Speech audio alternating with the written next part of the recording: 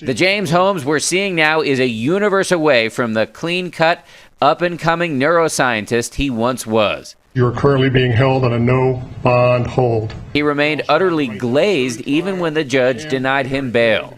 Sources tell ABC News that Holmes was not on any medication here. Experts we polled theorize that he was either losing his grip on reality, overwhelmed by stress, or faking it in order to get an insanity plea.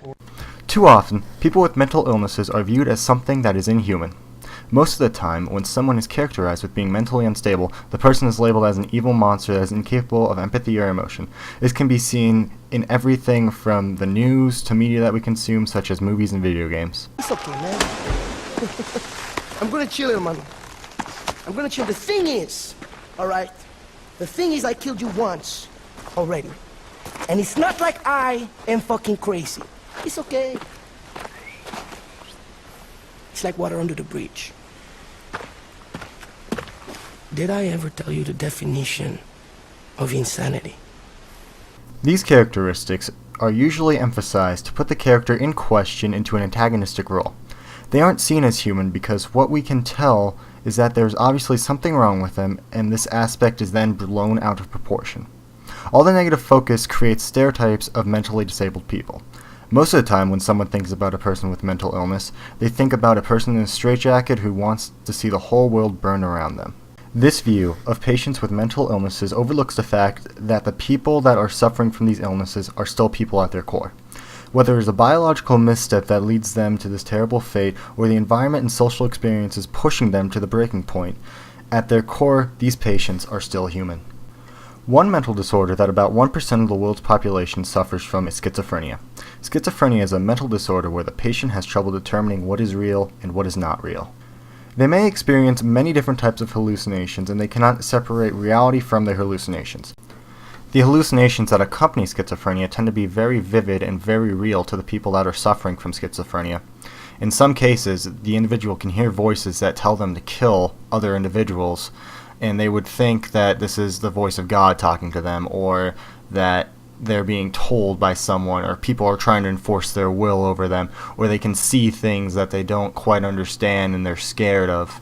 Without being able to separate these hallucinations from reality, it's hard to be a productive member within society, and it's harder to be accepted by others in society who can't hear or feel or see the same things that you can see. Schizophrenia tends to appear in late adolescence and early adulthood, and can strike anyone unexpectedly. There are many biological reasons for this. The genetic influence has some effect on if someone is likely to develop schizophrenia, and the patients tend to have abnormalities in brain structures compared to someone who does not have the disorder.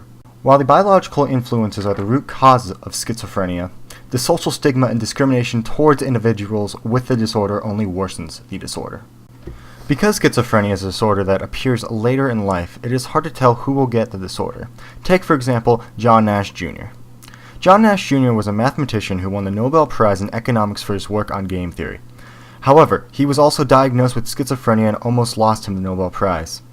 Sometimes madness and genius are two sides of the same coin, and there may be a link between mental disorder and creativity. He passes schizophrenia on to his son, who also had similar problems to his father. So ultimately, I managed to get beyond hospitalization, but without actually being sane. But it, in a sense, was a sort of forced lucidity. I was forced to accept normal thinking.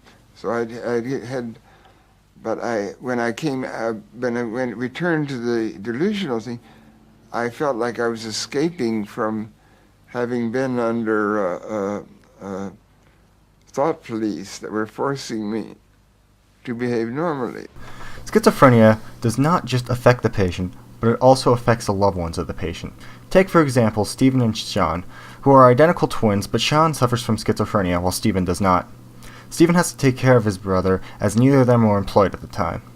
Sean's problems are also his brother's problems, and both their lives are affected by the disorder. Today, at the age of 30, the twins are still inseparable. The disease that has shattered Sean's childhood dreams has leveled his brother Stephen as well. Both men are unemployed. Stephen is devoted to helping his brother cope in a chaotic world. The two are inseparable, but no longer indistinguishable. Schizophrenia is not a life sentence to suffering. If an individual seeks treatment, they can be helped. Take, for example, Joanne and Catherine. Both of these women suffered from schizophrenia, but they were able to work their way out of the disorder. Without using drugs, their therapists were able to talk them and slowly help them out of their hallucinations. By just talking to them and getting to know them personally, the therapists were able to help these people recover and be productive members of society. I'm a very well-balanced person. Do I at times get anxiety and get stressed out? Yes. Do I at times get depressed sometimes? Yes. But the difference is I know I have within me the tools and ability to not let that overcome me and become my life. I had come out from the disturb ward almost 3 years, and that's long after they kind of give up. In most state hospitals, it's 2 years, and I don't mean 2 years in a day, I mean 2 years. And then what do? Then you're chronic, you're back ward. Oh, I see. And they give you a chance, they try, but you know, we're not gonna make it, we've got other, it's a triage thing. And I was almost 3 and heavy. To conclude, people with mental disorders are not something that is different or odd. They are people who are suffering. With a disorder like schizophrenia, no one made the choice to have the disorder and they need help. By just trying to understand and listen and talk to them, the social stigma can disappear. There can be change in the social gap between mentally disabled people and the rest of the society, and with this changing gap, it'll be easier for mentally disabled people to get the help that they need. In the end, if we realize that we're all humans, we're all on this earth together, we may be able to make this life better for everyone.